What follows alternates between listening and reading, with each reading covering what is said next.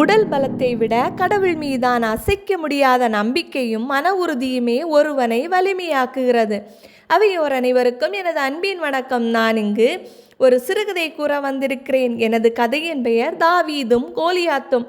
அச்சச்சோ, ஏதோ அலறல் சத்தம் கேட்கிறதே, ஏதோ போர் முழக்கம் போல் அல்லவா தெரிகிறது. ஆம், இஸ்ரேலருக்கும் பெலிஸ்தியருக்கும் போர். அந்த ஆண்டவருக்கும் இந்த அரக்கனுக்கும் இடையே போர். என்ன நடந்தது தெரியுமா? கோலியாத்து உயரம் 6.5 முழம், வெண்கல தலைக்கவசம், மார்பு கவசம் மட்டும் 57 கிலோ, கால்களில் வெண்கல கவசம், தோள்களுக்கிடையில் வெண்கல எறிவேல், தறிக்கட்டை போல் பெரிய ஈட்டி, அதன் முனை மட்டும் 7 கிலோ இரும்பு. ஆணவம் தலைக்கேறிய அவன் எப்படி சவால் விட்டான் தெரியுமா? நான் ஒரு பெலிஸ்தியன், நீங்கள் சவுலின் அடிமைகள், உங்களில் ஒருவனை தேர்ந்தெடுங்கள். அவன் என்னை கொன்றால் நாங்கள் உங்களுக்கு அடிமைகள், நான் அவனை கொன்றால் நீங்கள் எங்களுக்கு அடிமைகள் என்று அலறினான். இதை கேட்ட இஸ்ரேலருக்கோ எதுவும் தெரியவில்லை. மிகுந்த கவலைப்பட்டனர். இப்படி இருக்க ஆடு மேய்க்கும் சிறுவன் தாவீது தன் சகோதரர்களுக்கு உணவு கொடுக்க வந்தான். கோலியாத்தின் இந்த சவாலை கேட்டு அரசராகிய சவுலிடம் வந்து அனுமதி பெற்றான். சவுல் தாவீதுக்கு தம் உடைகளை அணிவித்து வெண்கல தலைக்கவசத்தை அவர் தலைமேல் வைத்து மார்பு கவசத்தையும் அணிவித்தார்.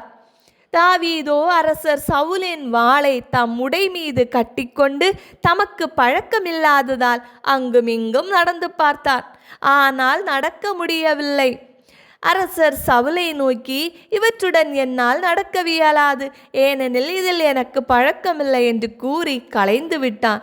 தாவீது தம் கோலை கையில் எடுத்து நீரோடையிலிருந்து வழுவழுப்பான 5 கூழாங்கற்களை தம் பையில் போட்டுக்கொண்டு ஆணவம் பிடித்த கோலியாத்தை நோக்கி நடந்தான்.